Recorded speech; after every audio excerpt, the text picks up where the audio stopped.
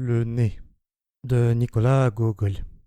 Traduction par Tatiana Rouven des éditions Le Cercle du Bibliophile. Première partie. Le 25 mars, un événement très étrange se produisit à Pétersbourg. Le barbier Ivan Yakovlevitch, demeurant à la perspective Vasnisiensky, le souvenir de son nom de famille s'est perdu et son enseigne même ne porte que l'image d'un homme à la joue barbouillée de savon et l'inscription « On saigne aussi ». Le barbier Ivan Yakovlevitch se réveilla assez tôt et sentit l'odeur du pain chaud. S'étant soulevé sur son lit, il vit que son épouse, dame assez respectable qui aimait beaucoup le café, retirait des pains du four. « Aujourd'hui, Praskavia Asipovna, je ne boirai pas de café, » dit Ivan Yakovlevitch. « Au lieu de café, j'ai envie de manger du pain chaud avec de l'oignon. » À vrai dire, Ivan Yakovlevitch avait envie de café et de pain, mais il savait qu'il était impossible d'exiger les deux à la fois. Praskovia Osipovna n'aimait pas de telles fantaisies. « Qu'il ne mange que du pain, l'imbécile !» pensa son épouse. « Tant mieux pour moi, il me restera plus de café. » Et elle jeta un pain sur la table. Ivan Yakovlevitch, par convenance, passa son frac par-dessus sa chemise, s'installa à table et, s'étant versé du sel sur son assiette, prépara 2 têtes d'oignons, prit un couteau et se mit à couper le pain d'un air important.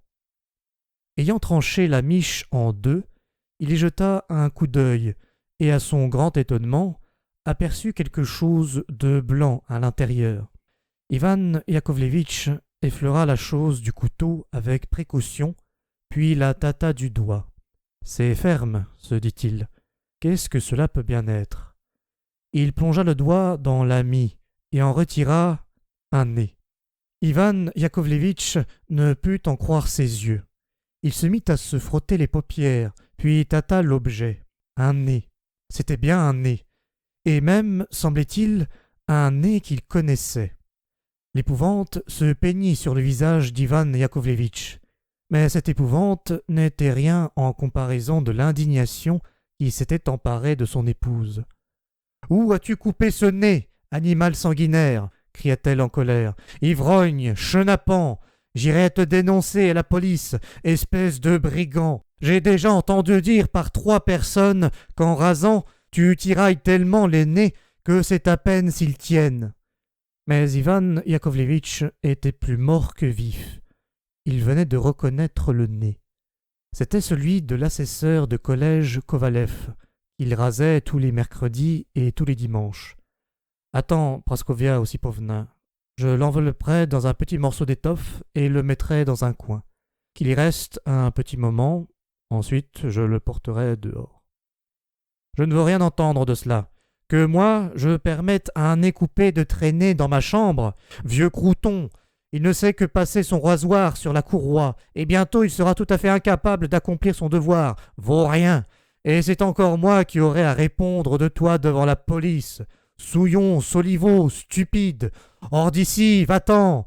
Emporte-le où tu veux, et que je n'entende jamais parler de ça. » Ivan Yakovlevitch était abasourdi.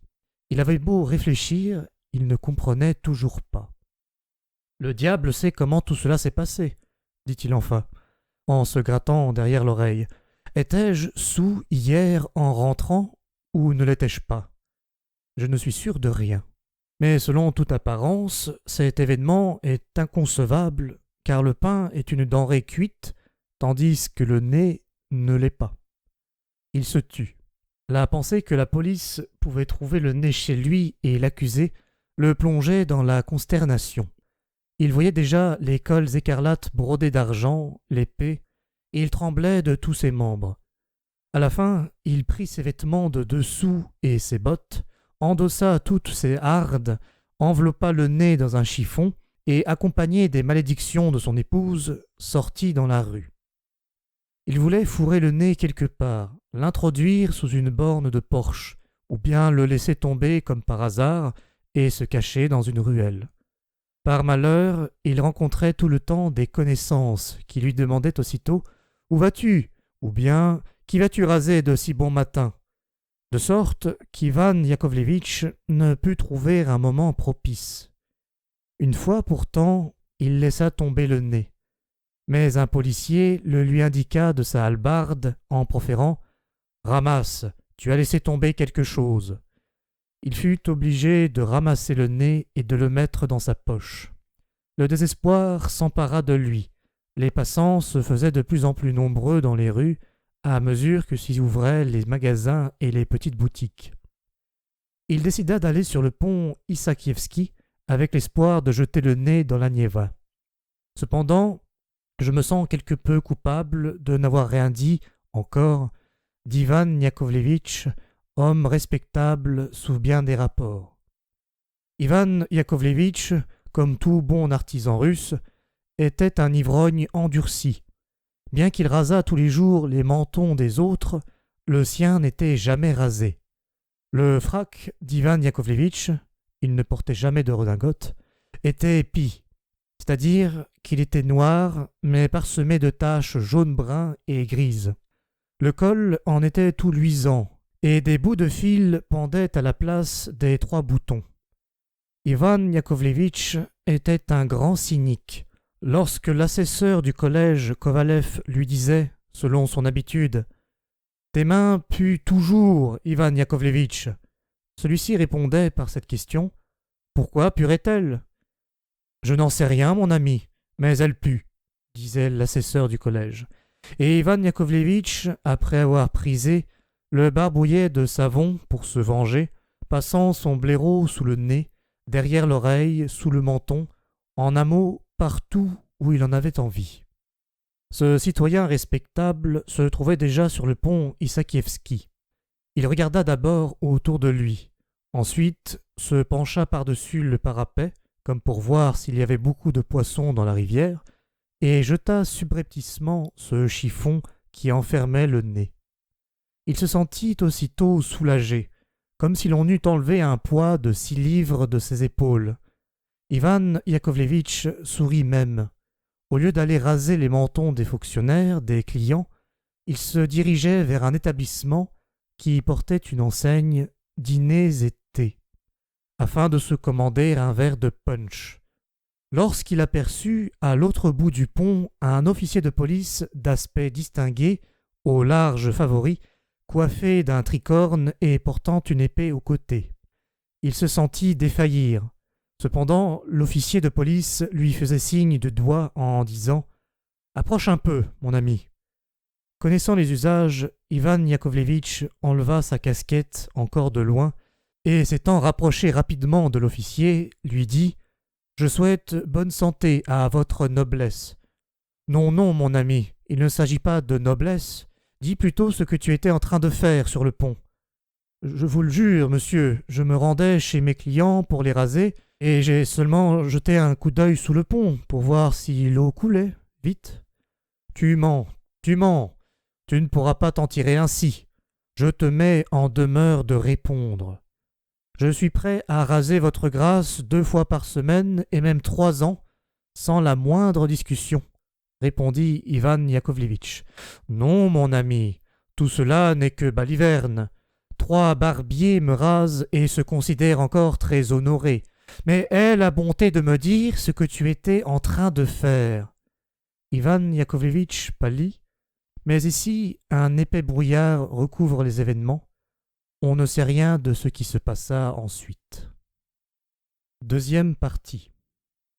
L'assesseur de collège Kovalev se réveilla assez tôt et fit des lèvres breu, ce qu'il avait l'habitude de faire en se réveillant, sans savoir lui-même pourquoi. Kovalev s'étira et ordonna de lui apporter un petit miroir qui se trouvait sur la table. Il voulait juste jeter un coup d'œil sur le petit bouton qui était apparu sur son nez la veille au soir. Or, à sa grande stupéfaction, il ne vit qu'un endroit parfaitement lisse à la place de son nez. Épouvanté, il se fit apporter de l'eau et se frotta les yeux avec un linge mouillé. En effet, point de nez. Il se tâta avec la main, se pinça pour se convaincre qu'il ne dormait pas. Non, il semblait bien qu'il ne dormait pas. L'assesseur de collège Kovalev bondit hors de son lit, s'ébroua. Toujours pas de nez. Il ordonna aussitôt de lui apporter ses habits et se précipita chez le maître de police. Cependant, il est indispensable de dire quelques mots concernant Kovalev, afin que le lecteur puisse savoir quelle espèce d'homme était cet assesseur de collège. On ne doit pas comparer les assesseurs de collège qui reçoivent leur titre grâce à leur certificat d'études avec les assesseurs de collège qui le deviennent dans le Caucase. Ce sont là deux catégories absolument distinctes. Les assesseurs de collège instruits, mais la Russie est un pays si bizarre que si l'on dit quelque chose d'un assesseur de collège, tous les assesseurs de collège de Riga à Kamchatka prennent cela pour leur compte, et il en est de même pour tous les titres et tous les grades. Kovalev était un assesseur de collège du Caucase. Il ne portait ce titre que depuis 2 ans, et de ce fait ne l'oubliez pas une seule minute. Pour se donner encore plus d'importance et de noblesse, il ne s'intitulait pas simplement assesseur de collège, mais major. « Écoute, ma mignonne, avait-il l'habitude de dire en rencontrant une de ces femmes qui vendent des manchettes de chemise dans la rue. Viens chez moi, mon appartement se trouve à la Sadovaya. Tu n'auras qu'à demander. Est-ce ici que demeure le major Kovalev ? N'importe qui te l'indiquera. S'il rencontrait une jolie frimousse, il lui donnait en plus des instructions secrètes et ajoutait « Tu demanderas, ma chérie, l'appartement du major Kovalev. » En conséquence, nous aussi, nous allons l'appeler major, cet assesseur de collège Kovalev. Le major avait l'habitude chaque jour de se promener le long de la perspective Nevsky. Le col de sa chemise était toujours propre et bien abidonné. Ses favoris étaient de ceux qu'on rencontre encore à présent chez les arpenteurs d'arrondissement ou de province, chez les architectes à condition qu'ils soient russes, ainsi que chez les différents fonctionnaires de police et en général chez tous ceux qui ont des joues pleines et qui jouent parfaitement au boston. Ces favoris passent au milieu de la joue et se dirigent directement vers le nez. Le major Kovalev avait une quantité de cachets en cornaline, certains avec armoiries, d'autres portant des mots gravés, mercredi, jeudi, lundi, et ainsi de suite. Le major Kovalev était venu à Pétersbourg pour affaires, afin d'y chercher un poste convenable à son grade. Il voulait, si possible, être nommé vice-gouverneur ou bien directeur dans quelque administration en vue.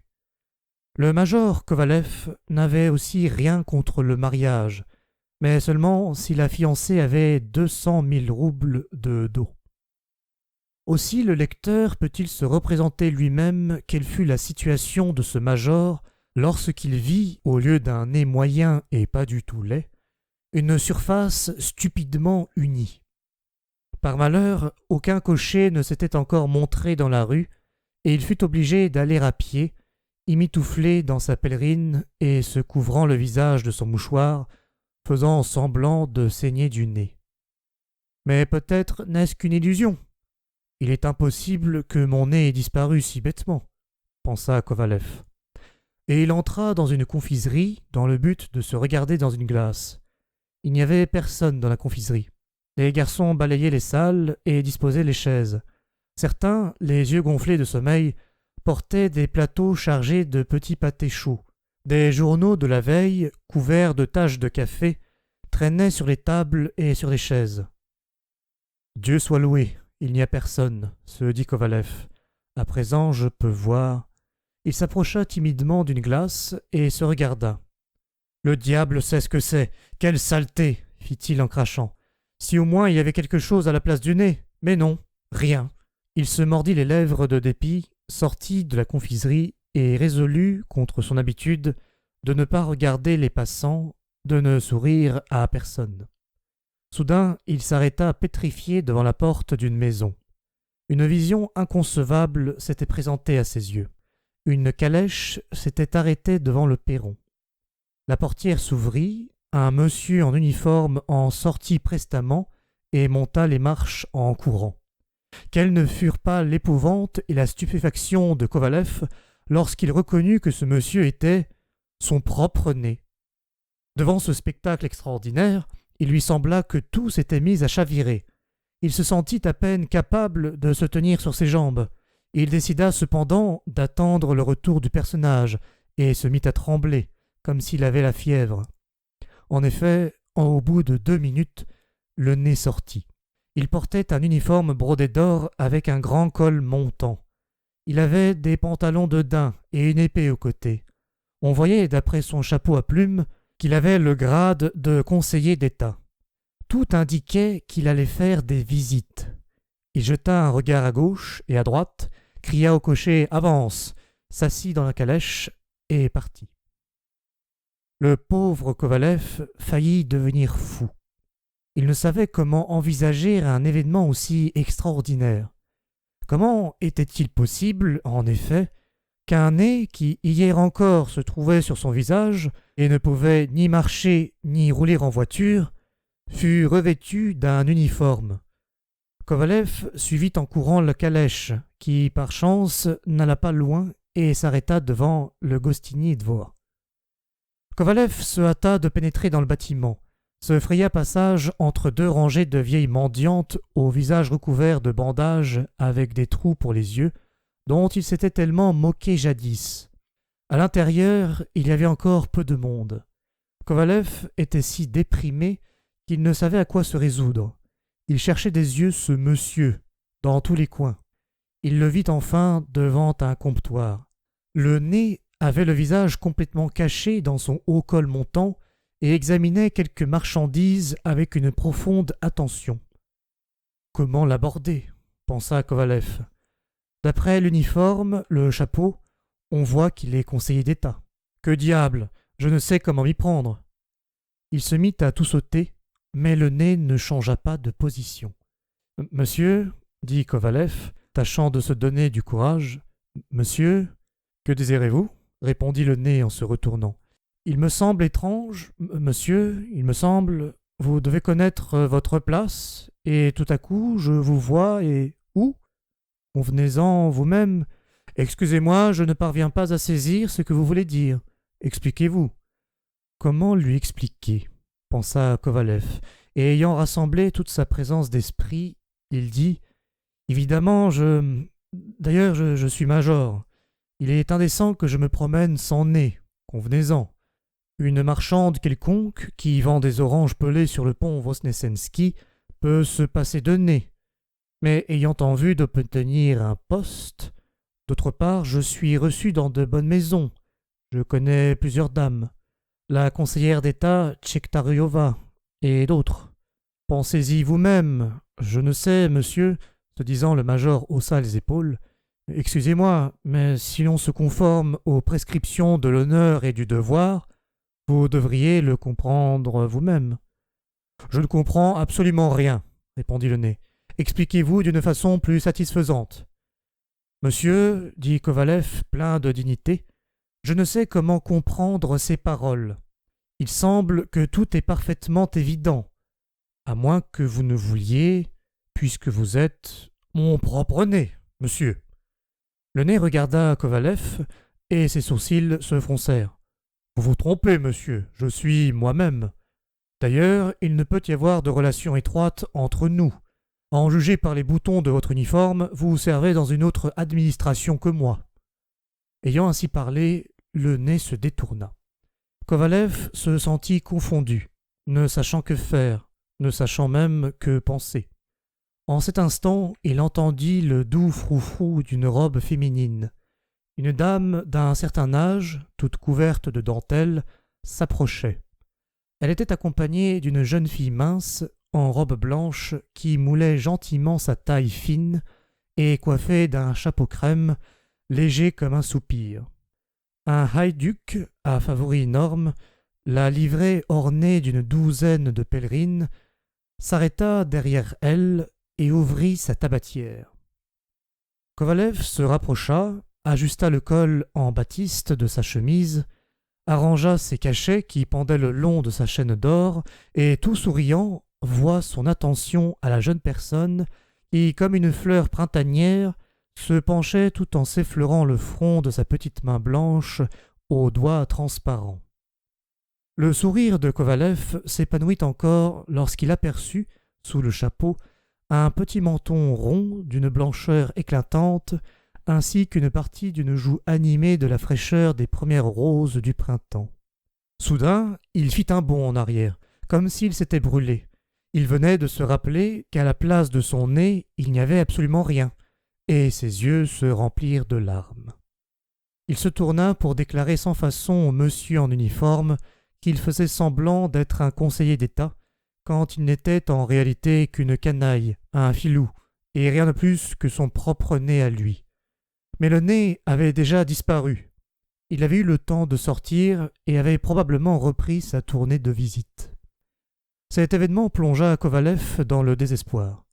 Il revint sur ses pas, s'arrêta un instant sous la colonnade, regardant attentivement de tous côtés, dans l'espoir d'apercevoir son nez.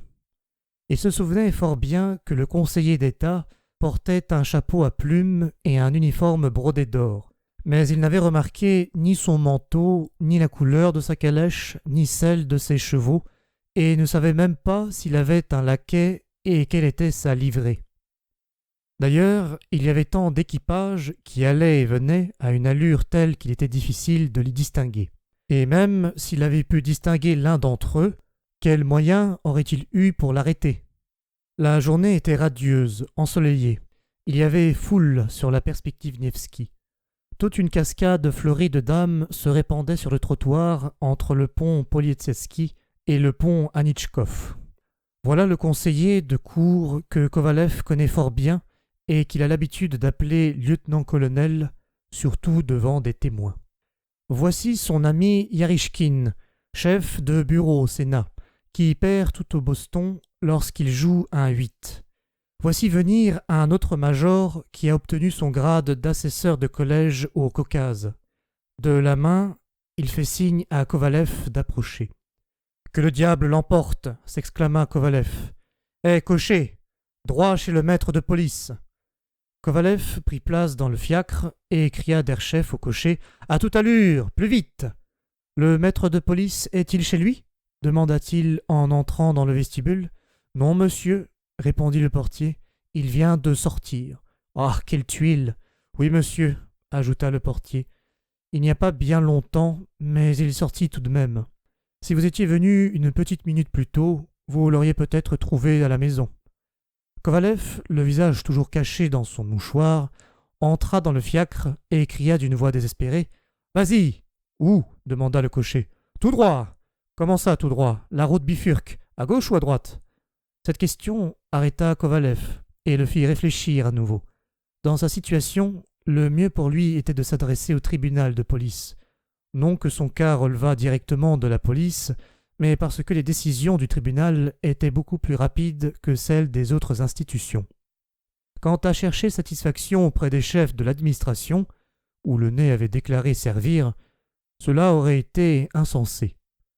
D'après les paroles mêmes du nez, on voyait qu'il n'y avait rien de sacré pour cet homme, et qu'il pourrait tout aussi bien mentir à ses supérieurs, comme il l'avait fait tout à l'heure, en assurant ne pas connaître Kovalev. Le major allait ordonner au cocher de le conduire au tribunal de police, lorsqu'il songea que cette canaille de nez, qui lors de leur première rencontre s'était déjà conduit d'une façon si éhontée, pouvait profiter de ce délai pour filer de la ville.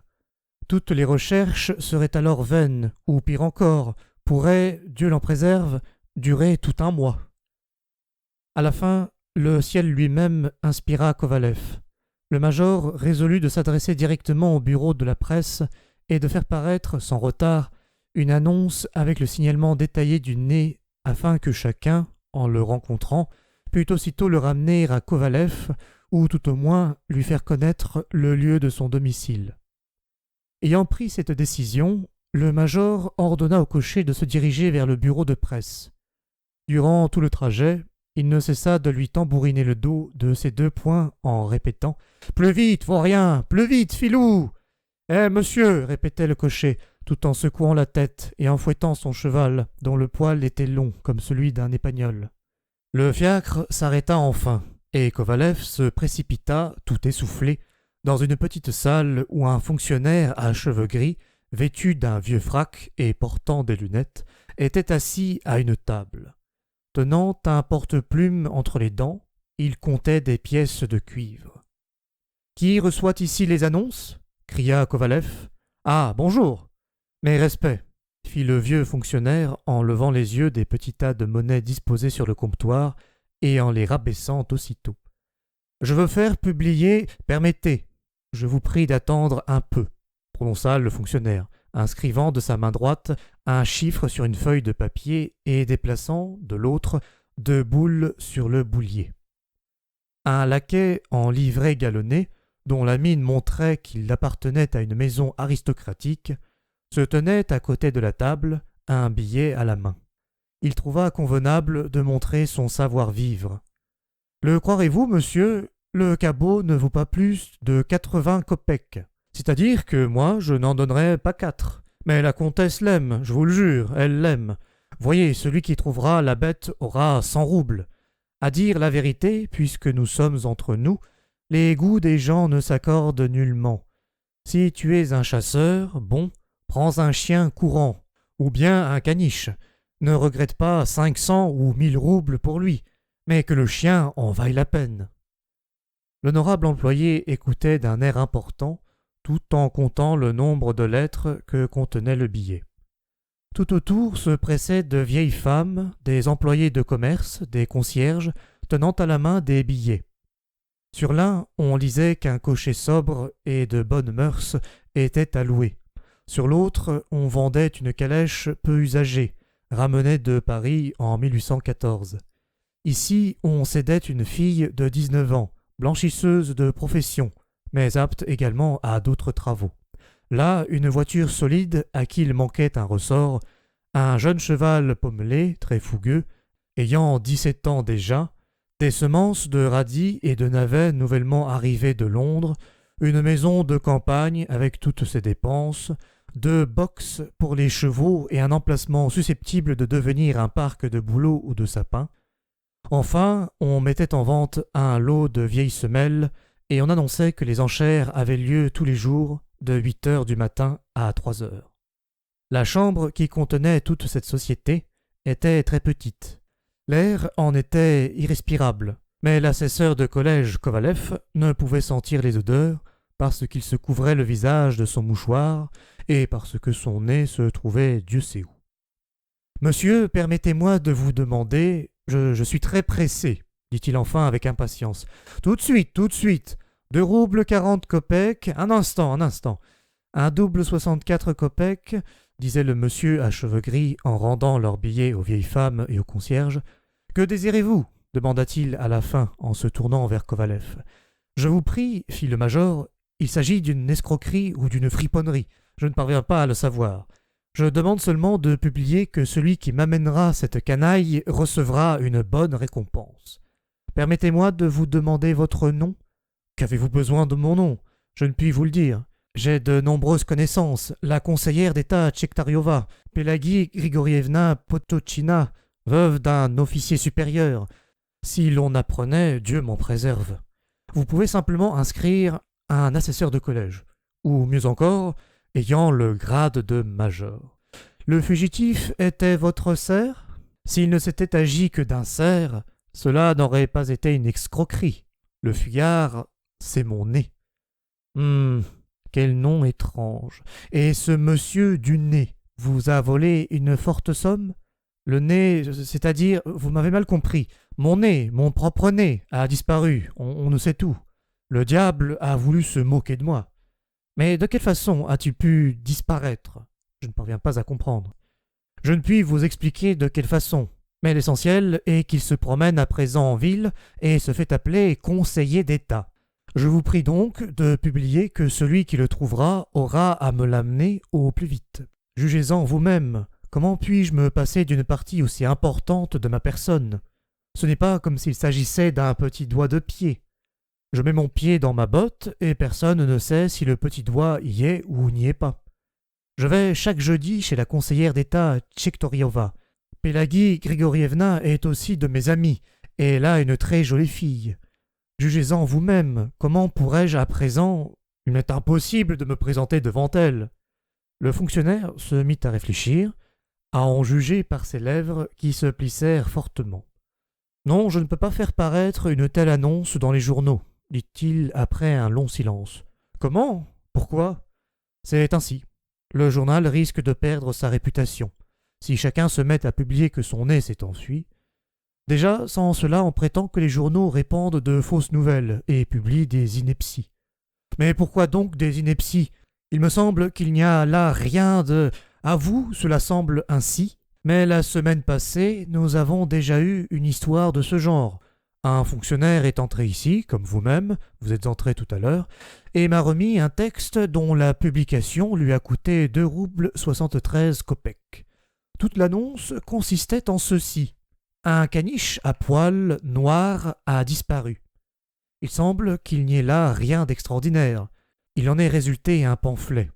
Ce caniche étant le caissier de je ne sais plus quelle administration. Mais dans mon annonce, il ne s'agit pas d'un caniche, mais de mon propre nez, c'est-à-dire presque de moi-même. Non, je ne peux absolument pas publier une annonce de ce genre.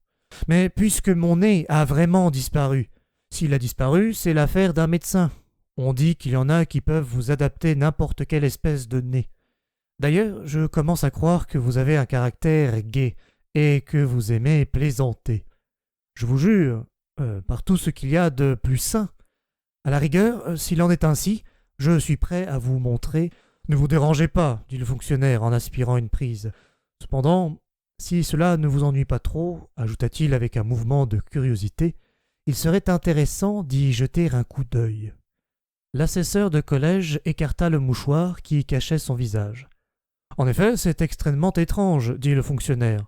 L'endroit est complètement uni. On dirait une crêpe qui sort de la poêle. Oui, incroyablement lisse. Eh bien, allez-vous discuter encore? Vous avez constaté vous-même qu'il est impossible de ne pas faire paraître une annonce à ce sujet dans les journaux. Je vous en serais particulièrement reconnaissant. Je suis très heureux d'ailleurs que cet événement m'ait donné le plaisir de faire votre connaissance. Le major, comme on le voit, eut recours cette fois à une basse flatterie.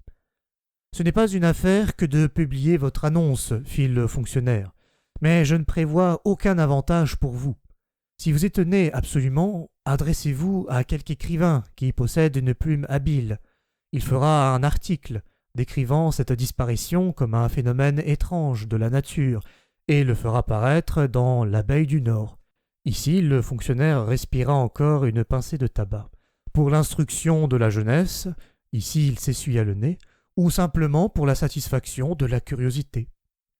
L'assesseur de collège était complètement découragé. Il baissa les yeux sur le bas de la page d'un journal où se trouvaient les annonces des spectacles.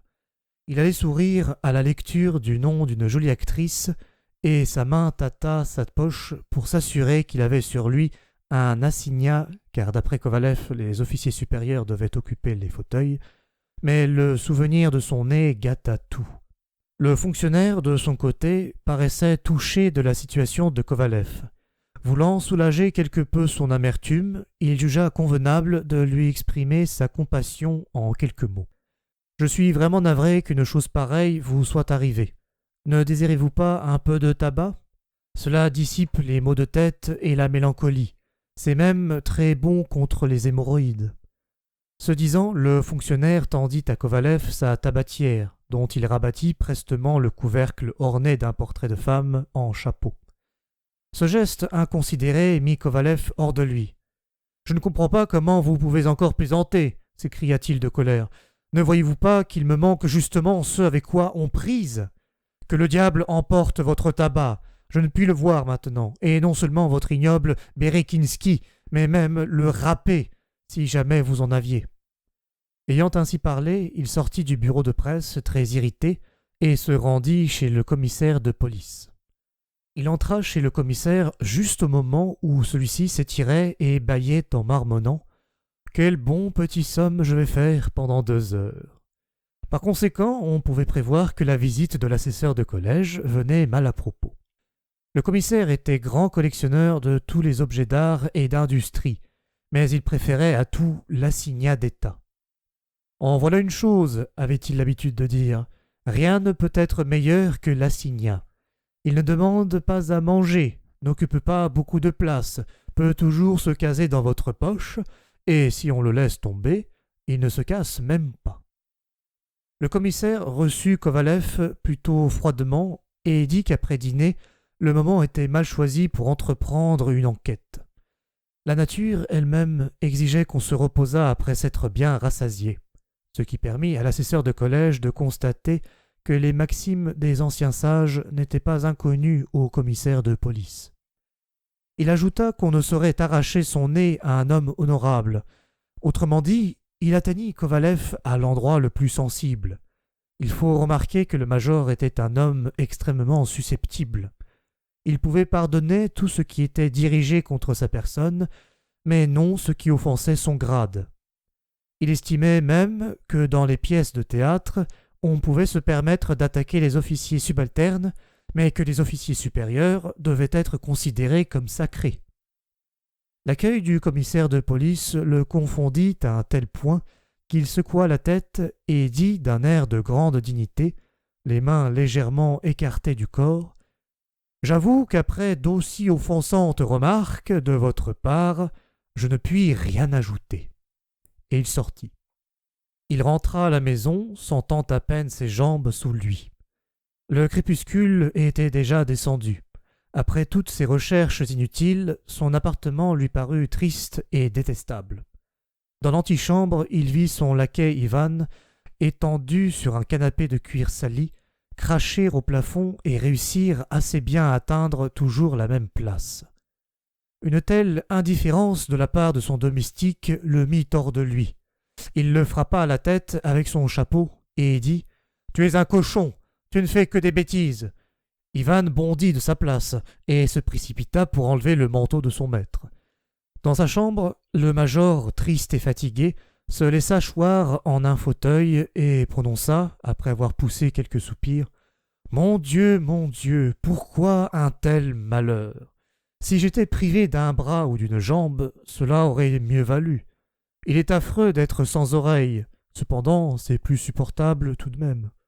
Tandis qu'un homme sans nez, le diable seul peut savoir ce que c'est. Ni un oiseau, ni un citoyen, simplement bon à être jeté par la fenêtre. Et encore, si j'avais perdu mon nez à la guerre, si on me l'avait coupé dans un duel, ou que moi-même j'eusse été en cause. Mais non, me voilà perdu sans raison, perdu pour rien et pour toujours. Mais non, c'est impossible, ajouta-t-il après avoir réfléchi. Il est inconcevable que mon nez ait disparu. On ne peut pas l'admettre. Ce doit être un rêve ou une hallucination. Peut-être ai-je bu par mégarde, la prenant pour de l'eau de vie dont je me frictionne le visage après m'être rasé. Ivan est un imbécile, il n'a pas enlevé le flacon, et moi je l'ai probablement vidé. Pour s'assurer qu'il n'était pas ivre, le major se pinça si fort qu'il poussa un cri. La douleur lui prouva qu'il était éveillé. Il se rapprocha d'une glace et ferma les yeux un instant, dans l'espoir que le nez se trouverait à sa place lorsqu'il les rouvrirait. Mais il bondit aussitôt en arrière en s'exclamant « Quelle mine dégoûtante !» En effet, c'était incompréhensible. Si un bouton avait disparu, une cuillère en argent, une montre ou quelque chose de semblable, enfin, mais qu'un nez se soit perdu et encore dans votre propre appartement. Ayant envisagé toutes les possibilités, le major Kovalev finit par supposer que le coupable n'était autre que Pélagie Ivanovna Potochin, veuve d'un officier supérieur qui voulait lui faire épouser sa fille. Kovalev lui-même courtisait avec plaisir la jeune fille, mais il évitait de se prononcer. Quand Potocina lui eut déclaré sans embâche qu'elle désirait les voir mariés, il s'esquiva avec ses compliments, disait qu'il était trop jeune, qu'il lui fallait encore servir pendant 5 ans pour avoir juste 42 ans. Probablement pour se venger de lui, Potocina avait résolu de lui jeter un sort, puisqu'il était absolument impossible de supposer que le nez ait pu être coupé, personne n'étant entré dans la chambre.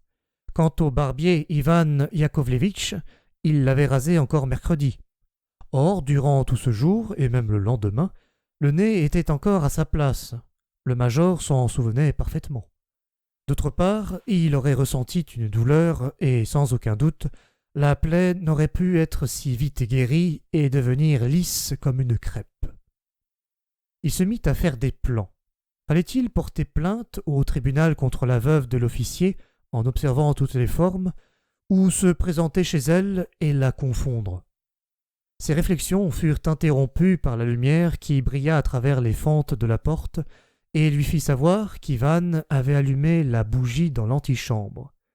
Bientôt, Ivan en personne fit son entrée, portant la bougie et illuminant toute la chambre. Le premier mouvement de Kovalev fut de saisir son mouchoir et d'en couvrir l'endroit où, hier encore, il y avait un nez, afin que le domestique stupide ne vît pas un phénomène aussi étrange sur le visage de son maître. À peine Ivan eut-il le temps de se retirer dans son réduit que Kovalev entendit une voix inconnue dire dans l'antichambre « Est-ce ici qu'habite l'assesseur de collège Kovalev ?»« Entrez, le major est ici, » fit Kovalev, et il se leva prestement pour aller ouvrir la porte. Un officier de police entra, bel homme, avec des favoris ni trop sombres ni trop clairs, des joues pleines, celui-là même que nous avons rencontré sur le pont Issakievski au commencement de notre récit. « Vous avez égaré votre nez ?»« Précisément, il est retrouvé à présent. »« Que dites-vous » cria Kovalev. La joie le priva de parole. Il regardait de tous ses yeux l'officier de police qui se tenait devant lui, ses joues et ses lèvres fortes reflétant la lumière vacillante de la bougie. Comment s'est-il retrouvé ? D'une façon fort étrange. On l'a intercepté presque déjà sur la route. Il se disposait à entrer dans une diligence pour se rendre à Riga. Il avait préparé un passeport depuis longtemps, au nom d'un fonctionnaire. Le plus étrange est que moi-même je l'ai pris d'abord pour un monsieur, mais par bonheur j'avais avec moi mes lunettes. J'ai pu me rendre immédiatement compte que c'était un nez. Car je suis myope, et si vous vous tenez là, devant moi, je vois seulement que vous avez un visage, mais je ne puis en distinguer ni le nez, ni la barbe. Ma belle-mère, c'est-à-dire la mère de ma femme, ne voit rien non plus. Kovalev était complètement troublé. « Où est-il ? Où ? Je vais immédiatement le chercher. Ne vous dérangez pas. Sachant que vous en aviez besoin, je l'ai apporté. » Le plus étrange est que le principal complice dans toute cette affaire n'est autre que cette canaille de barbier de la rue Vosnosensky, qu'on a d'ailleurs conduite au violon. Je le soupçonnais depuis longtemps d'ivrognerie et de vol. Et il y a seulement 3 jours, il a volé dans une boutique une douzaine de boutons. Votre nez est tout à fait tel qu'il était. Ce disant, l'officier de police introduisit la main dans sa poche et en retira le nez enveloppé de papier. « C'est bien lui !» s'écria Kovalev. « Parfaitement, c'est lui ! Faites-moi le plaisir de prendre une tasse de thé avec moi. » Je l'aurais accepté avec un grand plaisir, mais cela m'est absolument impossible. En sortant d'ici, je dois me rendre à la maison de correction. Les vivres sont devenus absolument hors de prix. J'ai beaucoup de monde à nourrir. Ma belle-mère, c'est-à-dire la mère de ma femme, les enfants. L'aîné surtout donne de grands espoirs. C'est un gamin très intelligent, mais mes moyens ne me permettent pas de lui donner une instruction convenable. Après le départ de l'officier, l'assesseur de collège demeura dans un état d'inconscience. C'est à peine s'il retrouva, au bout de quelques minutes, la faculté de voir et de sentir. La joie soudaine l'avait à ce point abasourdi. Il prit avec précaution le nez retrouvé dans ses 2 mains et se mit à l'examiner de nouveau avec attention. « C'est lui, c'est bien lui !» se disait-il. « Voilà, à gauche, le petit bouton apparu hier. » Le major faillit éclater de rire, tant il était heureux. Mais il n'y a rien d'éternel au monde. Aussi la joie, si fortement ressentie au premier instant, devient-elle de moins en moins vive. Elle s'affaiblit et, à la fin, se confond imperceptiblement avec l'état habituel de l'âme, comme les cercles sur l'eau, engendrés par la chute d'une pierre, se confondent avec la surface du liquide. Kovalev se mit à réfléchir et comprit que l'affaire n'était pas terminée. Le nez retrouvé, il fallait encore l'ajuster, le fixer à sa place. Et si jamais il ne peut tenir ? À cette question qu'il s'était posée lui-même, le major pâlit. Saisi d'une terreur indescriptible, il se précipita vers la table, approcha le miroir pour ne pas placer par mégarde son nez de travers. Ses mains tremblaient. Avec prudence et précaution, il l'appliqua à l'endroit que le nez avait occupé auparavant. Oh terreur! Le nez n'adhérait pas. Il le porta à ses lèvres, le réchauffa légèrement de son haleine et l'appliqua de nouveau à l'endroit lisse qui se trouvait entre les 2 joues. Mais le nez ne voulait absolument pas tenir. Allons, allons, imbécile, recolle-toi, lui disait Kovalev. Mais le nez était comme un bout de bois, et à chaque tentative, il retombait sur la table avec un étrange bruit de bouchon. Une grimace nerveuse tordit le visage du major. Est-il possible qu'il ne tienne pas? Se disait-il épouvanté. Mais il avait beau appliquer le nez au bon endroit, tous ses efforts étaient vains. Il appela Ivan et l'envoya chercher le docteur qui avait, dans la maison même, le meilleur appartement situé au premier étage. Ce docteur était un homme imposant. Il avait de splendides favoris d'un noir de jais et une femme saine et fraîche. Il mangeait chaque matin, à jeun, des pommes crues, entretenant sa bouche dans un état de propreté extraordinaire, se gargarisant tous les jours pendant presque 3/4 d'heure et se polissant les dents avec 5 brosses différentes. Le docteur vint à l'instant. Ayant demandé quand était arrivé le malheur, il prit le major Kovalev par le menton, lui donna une chiquenaude à l'endroit qui avait été occupé par le nez, si bien que le major fut obligé de rejeter sa tête en arrière avec une telle violence qu'il se cogna contre le mur.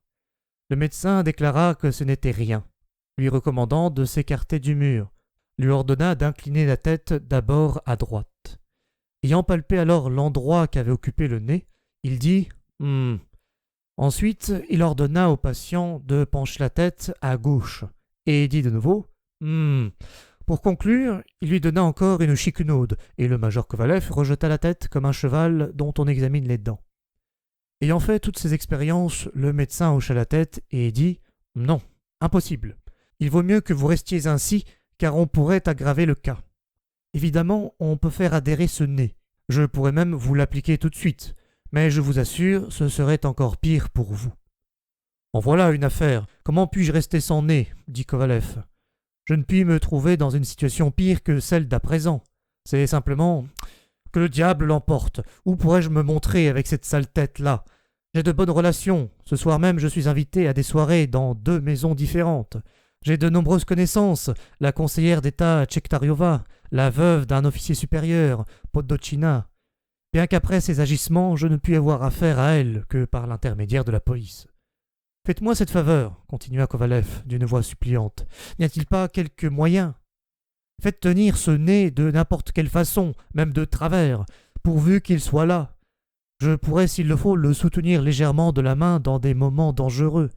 D'ailleurs, je ne danse pas, et ne pourrais pas lui nuire par quelques mouvements inconsidérés. En ce qui concerne ma reconnaissance pour vos soins, soyez tout à fait tranquille autant que me le permettront mes moyens. Croyez-moi, dit le docteur d'une voix ni trop forte ni trop faible, mais extrêmement convaincante et magnétique, je ne traite jamais mes malades dans un but de lucre, c'est contraire à mon art et à mes convictions. Il est vrai que j'accepte la rémunération de mes visites, mais uniquement pour ne pas offenser mes patients par un refus. Évidemment, je pourrais vous remettre votre nez, mais je vous assure sur l'honneur, puisque vous ne voulez pas me croire sur parole, que ce sera pire pour vous. Remettez-vous aux soins de la nature, lavez-vous le plus souvent possible à l'eau froide, et je vous assure, vous serez en aussi bonne santé que si vous aviez un nez. Quant au nez lui-même, je vous conseille de le mettre dans un bocal d'alcool, en y ajoutant même, ce qui serait encore mieux, 2 cuillères à soupe de vinaigre chauffé et d'acide nitrique. Alors vous pourrez en demander une somme considérable. Moi-même, je vous l'achèterai, si vous ne faites pas un trop haut prix. « Non, non, je ne le vendrai pour rien au monde !» s'écria le major désespéré. « Qu'il disparaisse plutôt !»« Excusez-moi, fit le docteur en s'inclinant, je voulais être utile. »« Que faire ? Du moins, avez-vous pu constater mes efforts ?» Sur ces mots, le docteur sortit de la chambre d'un air digne. Kovalev ne vit même pas son visage, et du fond de sa prostration, remarqua seulement les manchettes immaculées d'une blancheur de neige qui sortaient des manches de son frac noir. Le lendemain, il résolut, avant de déposer une plainte contre la veuve de l'officier, de lui demander par écrit si elle ne consentait pas à lui restituer sans lutte ce qui lui était dû. La lettre était ainsi conçue. Madame Alexandra Grigorievna, je ne puis comprendre vos agissements si étranges. Soyez convaincu que vous ne gagnez rien à vous conduire de la sorte, et ne saurez m'obliger à épouser votre fille. Croyez-moi, l'histoire concernant mon nez est connue de tous, ainsi que votre complicité dans cette affaire. La séparation soudaine de mon nez d'avec mon corps, sa fuite et son déguisement, ses apparitions sous l'aspect d'un fonctionnaire et enfin sous son propre aspect, ne sont que les conséquences des sorcelleries pratiquées par vous ou par celles qui s'adonnent, comme vous, à d'aussi nobles occupations. Pour ma part, je me considère obligé de vous prévenir. Si le nez en question ne reprend pas sa place dès aujourd'hui, je me verrai dans l'obligation de recourir à la protection des lois. D'ailleurs, vous conservant tout mon respect, j'ai l'honneur de rester votre humble serviteur. Platon Kovalev. Il reçut la réponse suivante. Monsieur Platon Kuzmich, votre lettre m'a extrêmement étonné. Je vous avoue franchement que je n'attendais pas du tout à vos reproches injustifiés. Je vous préviens que je n'ai jamais reçu chez moi le fonctionnaire dont vous me parlez, ni déguisé, ni sous son aspect réel.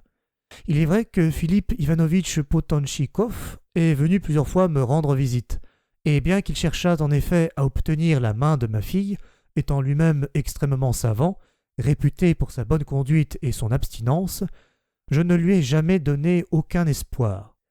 Vous mentionnez encore un certain nez. Si vous entendez par là que j'avais l'intention de vous faire un pied de nez, c'est-à-dire vous infliger un refus formel, vous m'étonnez. Il est étrange que ce soit vous qui m'en parliez, tandis que moi, comme vous le savez, je suis d'une opinion tout à fait contraire. Aujourd'hui même, si vous demandez officiellement ma fille en mariage, je suis prête à vous satisfaire sur le champ, car tel fut toujours mon plus vif désir, dans l'espoir de quoi je reste toujours disposé à vous rendre service. Alexandra Potochina. Non, se dit Kovalev, ayant lu la lettre. Elle n'est pas coupable, en effet.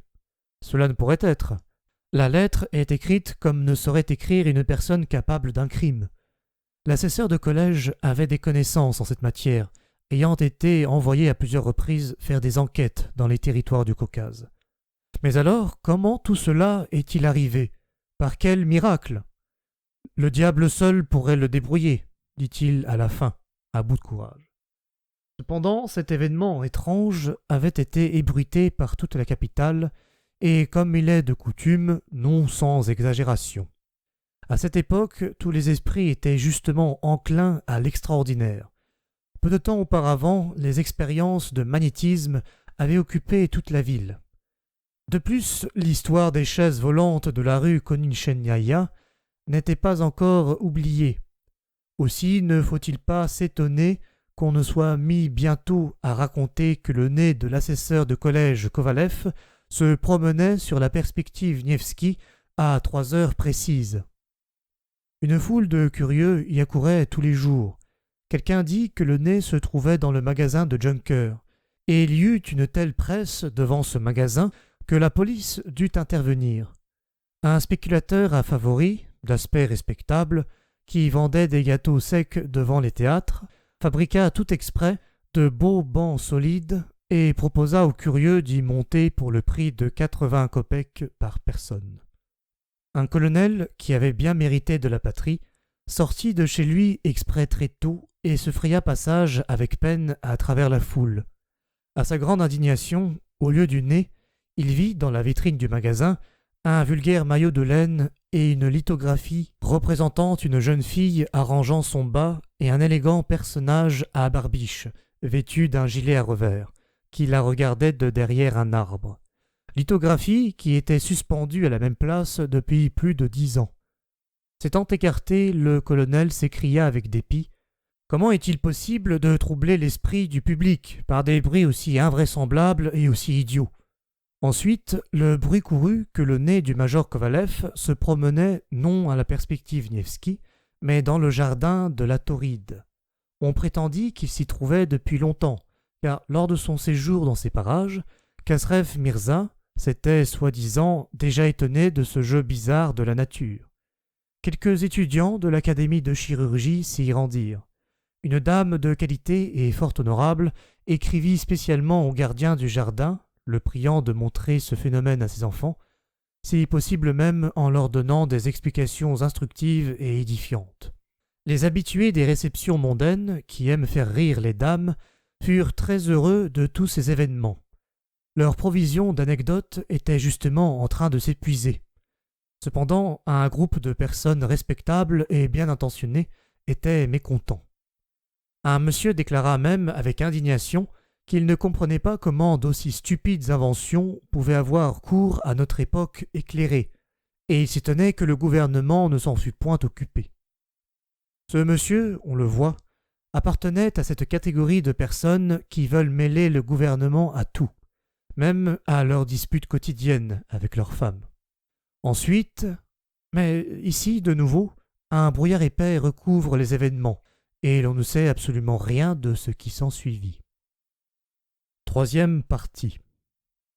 Que d'absurdités dans notre monde! Parfois, vraiment, tout cela est invraisemblable.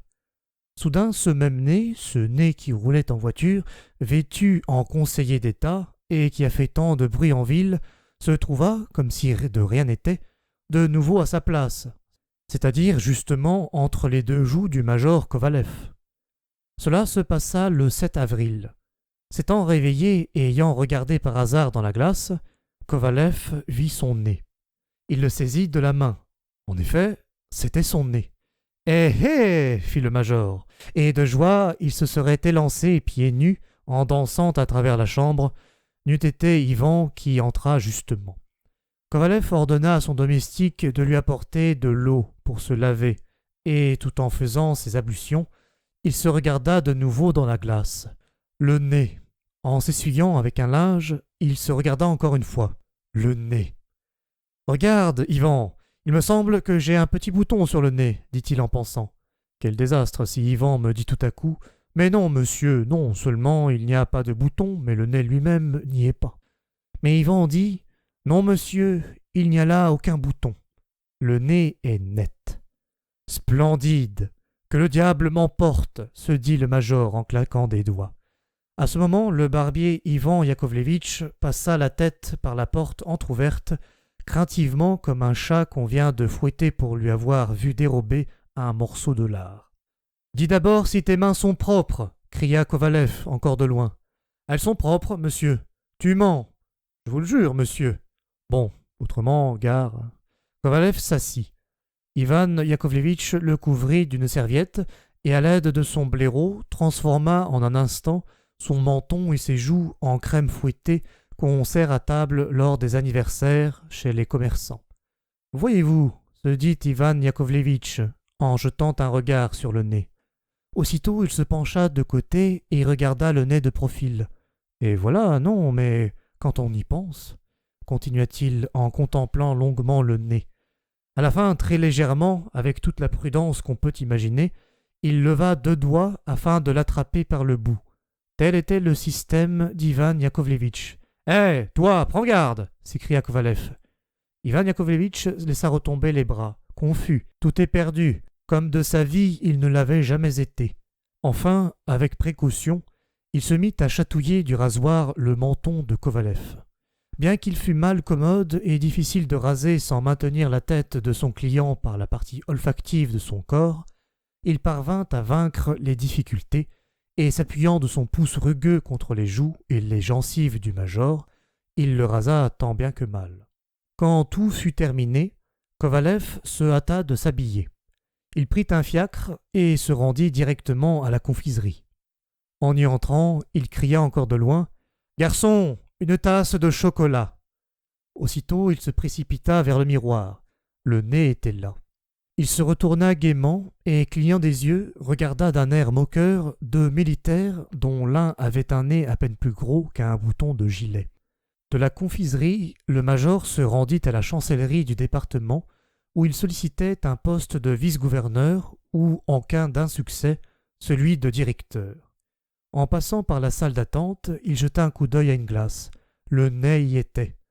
Ensuite, il alla chez un autre assesseur de collège ou major, homme extrêmement moqueur, auquel il disait souvent en réponse à ses remarques acérées « Toi, je te connais, tu es une vraie épingle !» Il songea en route. « Si le major n'éclate pas de rire en me voyant, C'est un signe infaillible que tout est en ordre et se trouve à sa place. Mais l'assesseur de collège ne broncha pas. « Comme c'est bien, que le diable m'emporte !» se dit Kovalev. Il rencontra la veuve de l'officier, madame Podtochina, et sa fille. Il les salua et fut accueilli par des exclamations joyeuses qui prouvèrent qu'il ne devait rien lui manquer. Le major parla très longuement avec les dames. Ayant sorti sa tabatière, il se mit à se remplir 2 narines devant elle, avec lenteur, en se répétant en lui-même « C'est bien fait pour vous, espèce de femme, cervelle d'oiseau. Quant à la fille, je ne l'épouserai tout de même pas. Comme ça, simplement par amour, vous ne m'aurez pas. » Depuis ce temps, le major Kovalev se promena comme si de rien n'était, le long de la perspective Nevski, et fréquenta les théâtres. Et son nez, également comme si de rien n'était, trôna au milieu de son nez, ne laissant même pas deviner qu'il s'était absenté d'une façon si étrange. Après cet événement, on vit le major Kovalev toujours de très bonne humeur, souriant, poursuivant toutes les jolies femmes. On le vit même une fois devant l'étalage d'une boutique de Gostiny Dvor, en train d'acheter la rosette d'une décoration, on ne sait dans quel but, puisqu'il n'était titulaire d'aucun ordre. Telle était l'histoire qui s'est déroulée dans la capitale nordique de notre vaste empire. À présent seulement, en considérant ces événements, nous voyons qu'il y a bien là des invraisemblances. Sans parler de la fuite étrangement surnaturelle du nez et ses apparitions dans de différents endroits sous forme de conseillers d'État, comment se fait-il que Kovalev ne se rendit pas compte qu'il était impossible d'annoncer la disparition d'un nez par l'intermédiaire de la presse? Je ne le dis pas parce que je regrette le prix d'une annonce, cela n'aurait aucune importance, et je ne suis pas du nombre des avares, mais c'est simplement incorrect, ridicule, et même gênant. D'autre part, comment le nez s'est-il trouvé dans un pain fraîchement cuit, et comment Ivan Yakovlevitch lui-même... Non, je ne puis absolument pas le comprendre. Mais le plus étrange, le plus incompréhensible, c'est que les écrivains puissent s'intéresser à de tels sujets. Je vous avoue que cela est tout à fait inconcevable. C'est vraiment... Non, je refuse de le comprendre. D'abord, il n'en résulte aucune utilité pour la patrie. Ensuite, également, il n'en résulte aucune utilité. Bref, je ne sais quoi... C'est... Et cependant, malgré tout, bien qu'il soit loisible d'admettre ceci, cela et peut-être... Mais où ne rencontre-t-on pas des inconséquences? Si l'on se met à bien envisager les choses, il y a là un peu de vrai. On a beau le nier, de tels événements se rencontrent de par le monde. Rarement, il est vrai, mais ils se rencontrent tout de même. 1836